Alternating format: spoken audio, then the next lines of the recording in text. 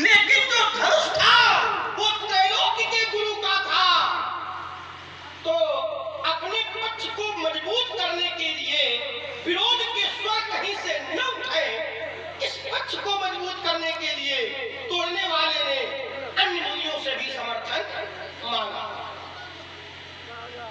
एक उदाहरण दे दूं, इसके पहले भी ऐसा हुआ और मांगने वाले पर कोई दोष नहीं लगा। हाँ, न मांगता तब भी कोई दोष नहीं था, लेकिन मांगने से उसका बड़प्पन बढ़ा है, मांगने से उसका कद बढ़ा है, मांगने से उसका सम्मान बढ़ा है। चलिए जरा वो दूसरा वाला समय आने पर दूंगा। लेकिन जो मैंने धरती बनाई थी, जो मैंने धरातल बना करके आपके सामने प्रस्तुत किया था महाराज, तर्क मेरा ये था कि जब गुरु सम्मत आदेश प्राप्त है, गुरुमुखी आदेश प्राप्त है, तो क्या मनमुखी निर्णय उस पर प्रभावी हो सकता है? यहाँ था गुरुमुखी निर्णय पर क्या मनमुखी निर्णय को बाध्य किया जा सकता मानने के लिए? हमें नहीं किया जा सकता है। और जिसने किया उसे कष्ट का सामना करना पड़ा। जिसने किया उसका पतन हुआ। कैसे हुआ? तो शिव गुरु का मैंने उदाहरण दिया। शिव देखिए, या तो आप बात को समझ गए तो हमें खिला रहे हो। शिव यज्ञ विध्वंस करते हैं, लेकिन ईमानदारी ये है गुरु आदेश से नहीं, अपने मन से वो हार जाते हैं, विध्वंस नहीं कर पाते। लेकिन जब वीरभद्र जी भेजे जाते हैं तो रक्षा करने वाले वही होते हैं, लेकिन वो मारे जाते हैं। क्या हुआ? गुरु सम्मत, शुद्ध सम्मत, प्रभु सम्मत। एक उदाहरण हमारे गुरुदेव दिया करते हैं। समुद्र का जल खारा होता है। अगर समुद्र के जल को हम अपने मन से निकालें, उसे पिए तो पीने की योग्य नहीं है। लेकिन वही जल जब मेघों के द्वारा ले जाकर के और वर्षा के माध्यम से हमें प्राप्त होता है तो खारा नहीं, वो मीठा हो जाता है। क्यों? इसीलिए विद्या अध्ययन अगर हम सीधे करते हैं तो वो ज्ञान हमें प्राप्त नहीं होता है। इसीलिए गुरु परंपरा बनाते हैं। आइए उदाहरण में और दे रहा हूं। मैया सती, आज आपके परिवार को ही मैं लेकर के चलूंगा और जहां तक यात्रा होगी की जाएगी, क्योंकि आप सक्षम है। मैया सती दक्ष यज्ञ में जाना चाहती थी। ये उनका अपना निर्णय था कि मैं जाना चाहती हूं, लेकिन भगवान शंकर ने रोका। भगवान शंकर ने रोका और कहा कि सती, जाना बुरा नहीं है, लेकिन बुरा ये है कि हमें तुम्हें बुलाया नहीं गया। चलो बिना बुलाए भी चले जाते। चूंकि कुछ स्थान ऐसे हैं जहां बिना बुलाए जाना चाहिए, लेकिन आवत ही हर्षत नहीं और नैनन नहीं सने, तो तुलसी दहान जाइए चाहे कंचन बरसे। भगवान शंकर ने रोका, लेकिन मैया सती भगवान शंकर की नहीं मानी और भगवान शंकर को विवश होकर के भेजना पड़ा। क्या हुआ? शंकर की नहीं मानी, पति की नहीं मानी, प्रभु की नहीं मानी, गुरु की नहीं मानी और अपना मनुष्य निर्णय उन पर प्रभावी किया। अंततोगत्वा सती के साथ क्या हुआ? तो मेरा निर्णय था कि परशुराम जी का विरोध गुरु सम्मत है तो लक्ष्मण को विचार करना चाहिए, लेकिन अगर स्वयं का निर्णय है तो फिर परशुराम जी को विचार करना चाहिए। उत्तर ये नहीं आया कि आपका निर्णय स्वयं का है कि गुरु जी का।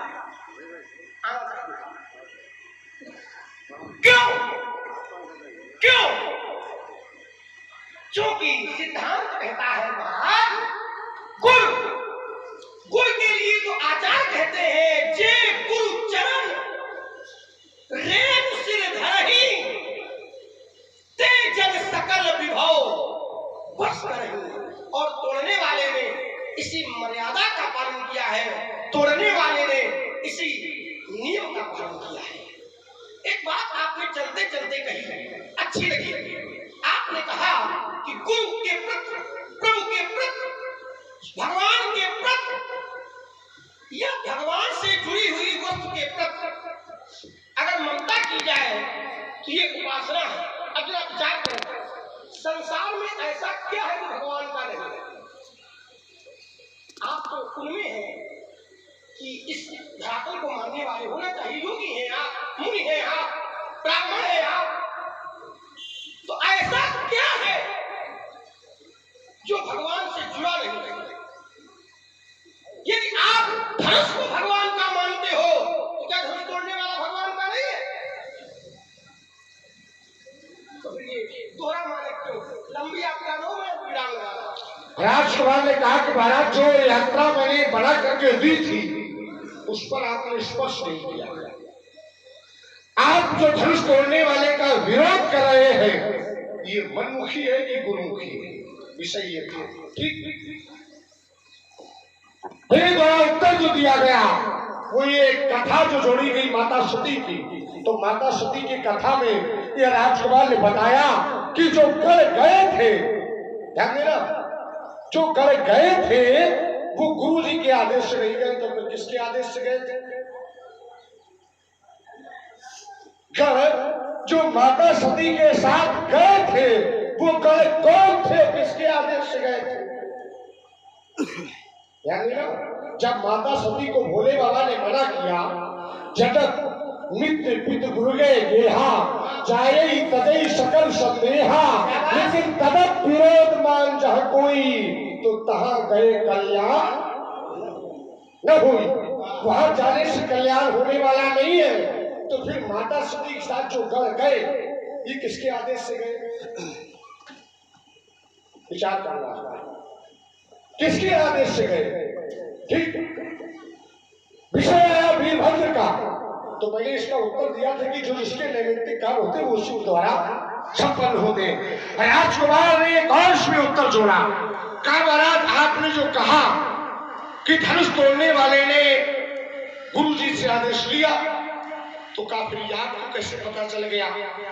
ये तो धनुष टूटने के पहले का क्रम है और आपने जाना बाद में है, तो हमें सब जनक देव के द्वारा बताया गया। समाचार कई जनक सुनाए और जय कारण मही सब, क्या बात है, तब जनक के द्वारा हमें अवगत कराया गया।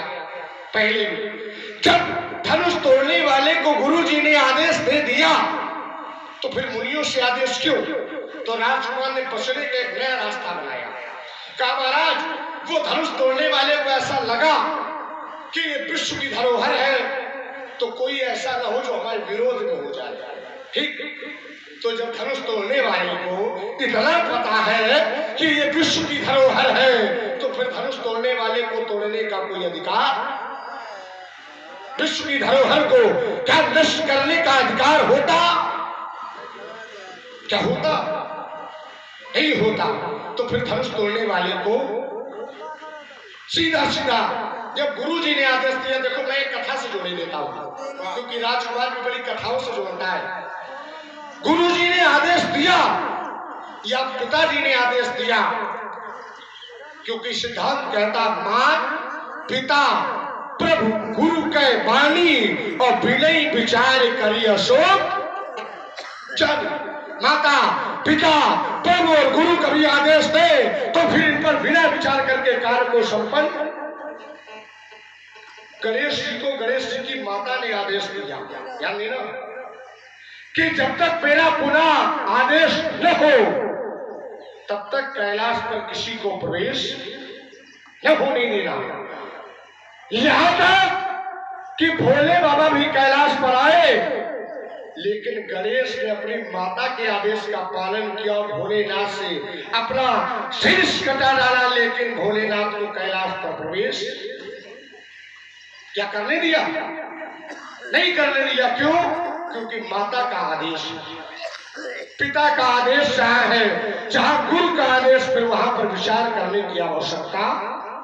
तो गणेश जी ने विचार नहीं किया और माता के आदेश का अक्षर से पालन किया और अपना हंसते हंसते युद्ध करके शीश कटा दिया, लेकिन आदेश का खंडन नहीं किया।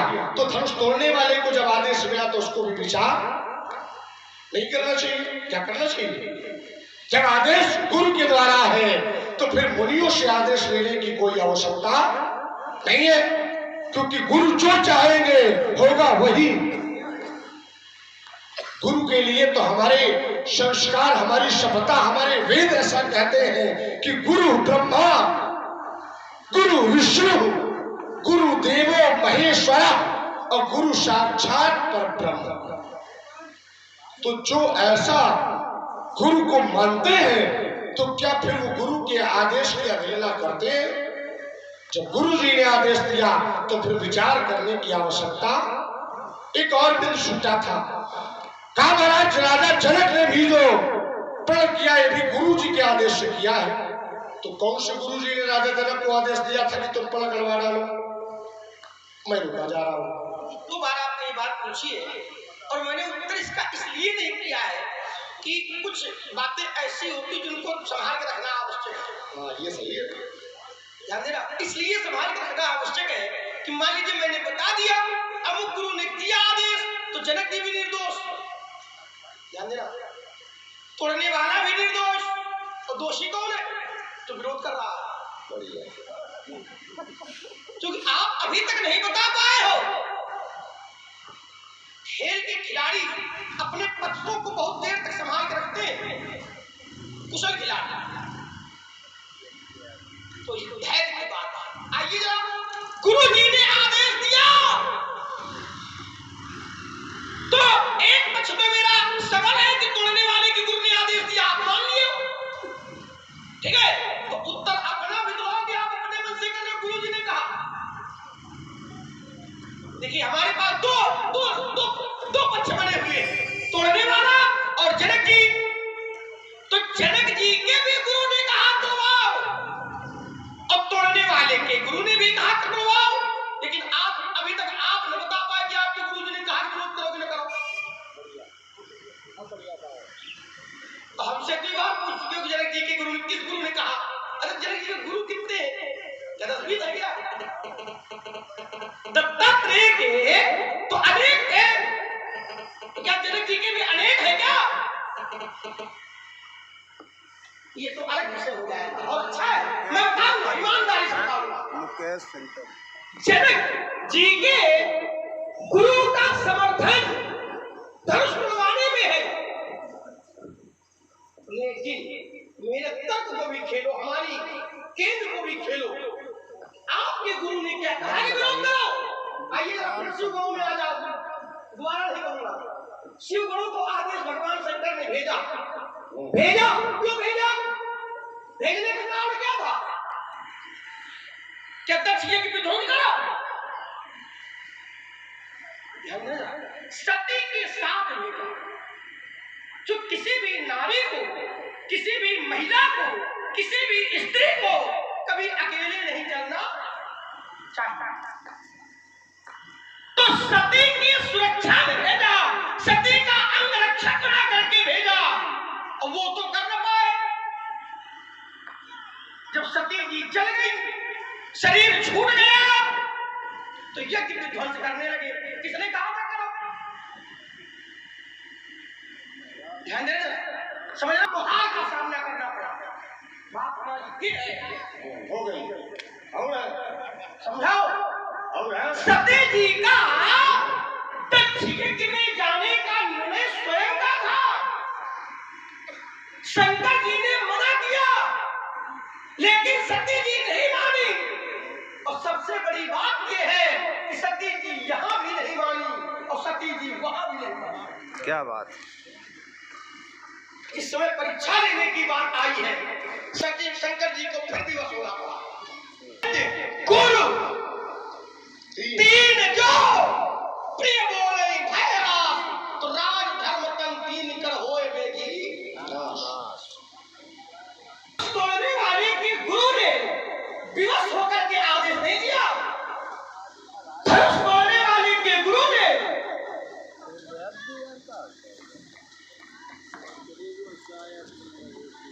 भय में आकर के आदेश नहीं दिया, लेकिन परशुराम जी जो विरोध कर रहे हैं, एक बात आपने कही बड़ी अच्छी लगी हमको कि गणेश जी को पार्वती जी ने आदेश दिया कि कोई कैलाश में प्रवेश न करे।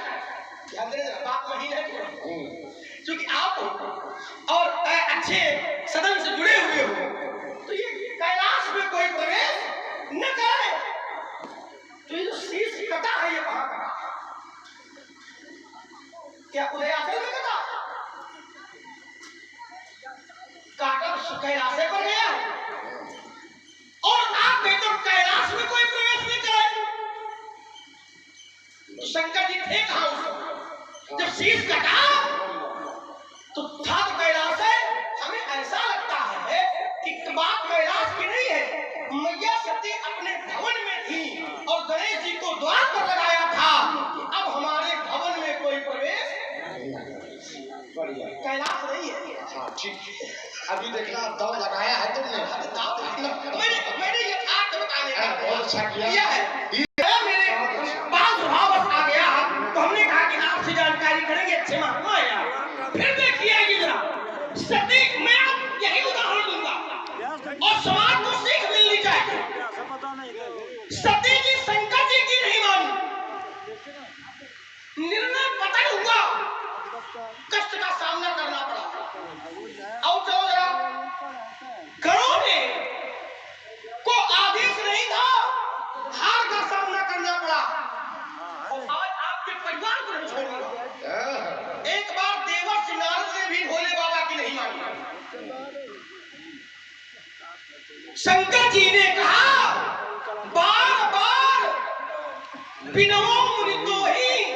बहुत बढ़िया, हमारे दादा देखिए यात्रा भी करा रहे हैं, ऐसे लोग बैठे बहुत अच्छा लगता है। जिम यह कथा सुनायो मोही, तिम जनि हरि सुनायो कबहू, और चले प्रसंग दुरायो तब। शंकर जी ने बताया नारद जी को, लेकिन नारद जी सम्मुदीन उपदेश हित नहीं नारदई सुहान। तो नारद जी की क्या दशा हुई?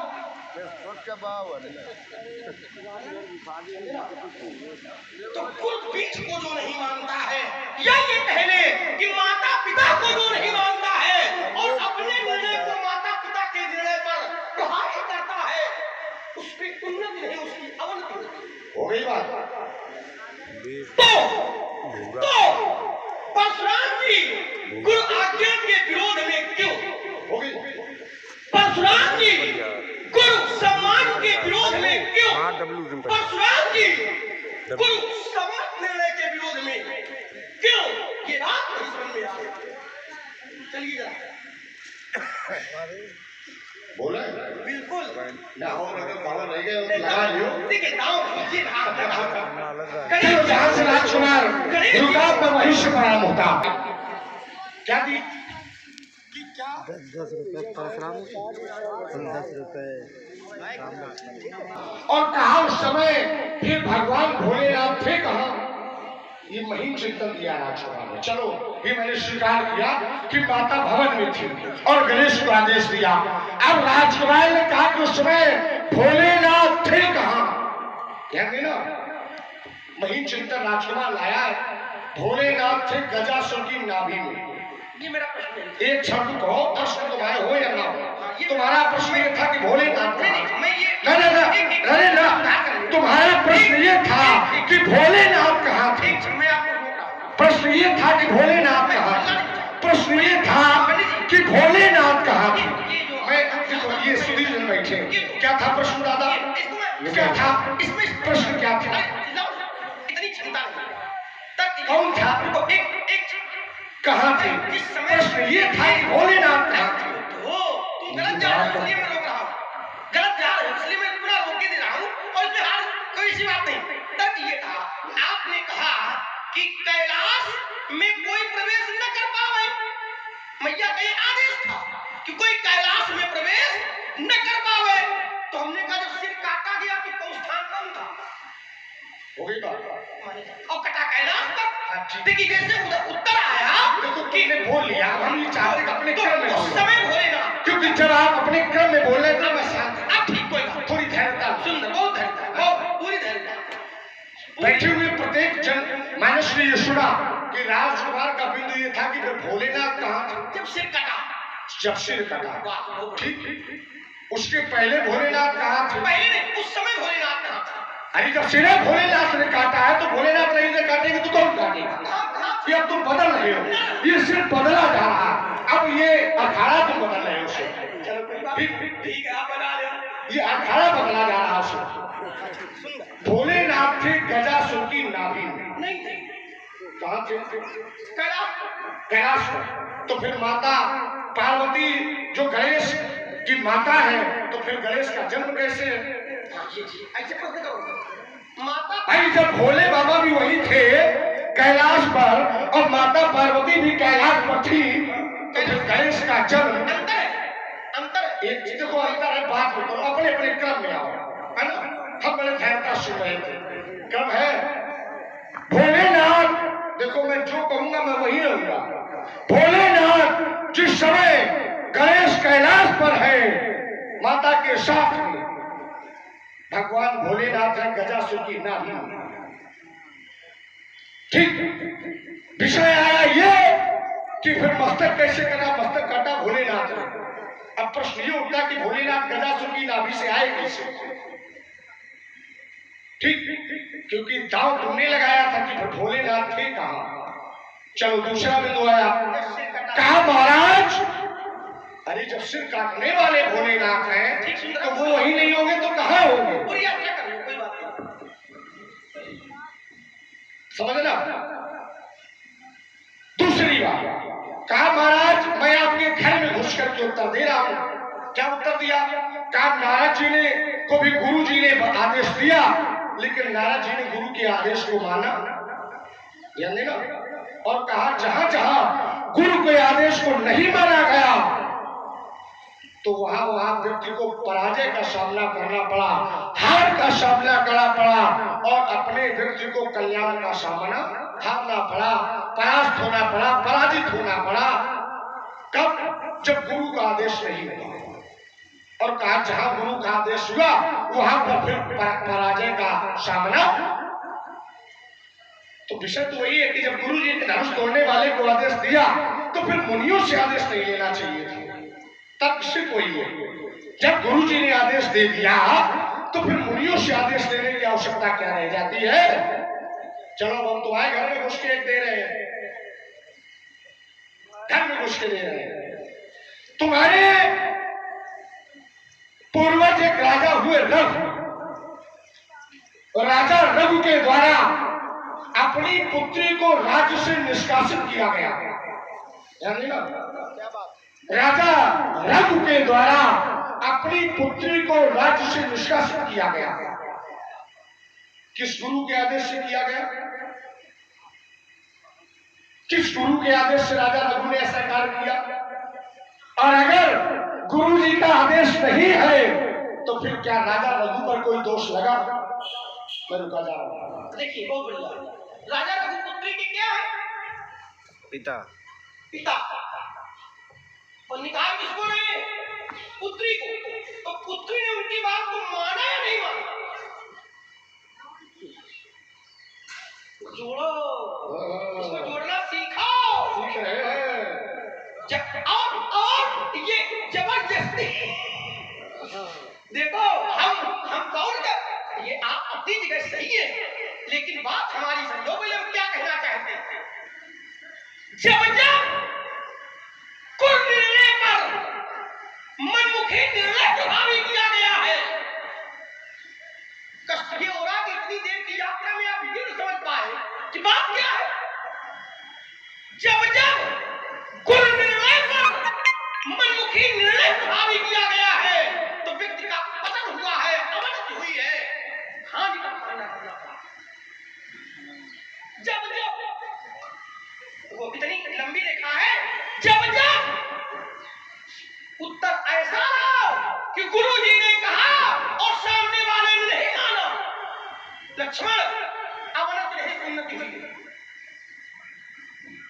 उत्तर ऐसा आना चाहिए।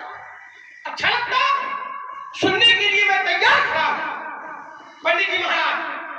और अगर ऐसा नहीं है तो परशुराम जी को अपने विरोध पर, मैं नहीं कहता विरोध वापस देना चाहिए, लेकिन विरोध पर विचार करना चाहिए। बात हमारी अपने स्थान पर है। चलो 3 उदाहरण मैंने दिए। पहला दिया शिवगांव का, दूसरा दिया मैया सती का, तीसरा दिया नारद का, चौथा और नाम बताइए। या चलो नारद प्रसंग को हम थोड़ा छू लेते हैं, अच्छा लगेगा। नहीं लोग कहीं उदाहरण देते नहीं लोग, और उसमें कुछ अलगाव नहीं हुआ। क्या हुआ व्यास जी? पहले सती प्रसंग को छूते हैं, तो पहले वो आया कहा, वाह वाह जी महाराज, कहा पिता भवन जब गई भवान। देखिए कुल अवज्ञा करके सती जी अपने पिता के यहाँ गई। सुनने वाली माताएं बहनें सब समझ ले कि अगर पति मना करे तो कभी मैके न जा। बढ़िया। नहीं मान लो क्या तो जिस समय सती जी अपने पिता के यहाँ जाती है, पहुंचती है और प्रभु अवज्ञा करके जाती है, तो मानस की आधारी कहती है जी, क्या कहती है कि पिता भवन जब गई भवानी। उत्तर क्या मिला? सम्मान नहीं हुआ। दक्ष त्रास काहुन सन्मान। दक्ष के भय से किसी ने सम्मान नहीं किया। अरे सती जी ही नहीं, सस्य पुरति गामी न भूत। उदाहरण दे रहा हूं,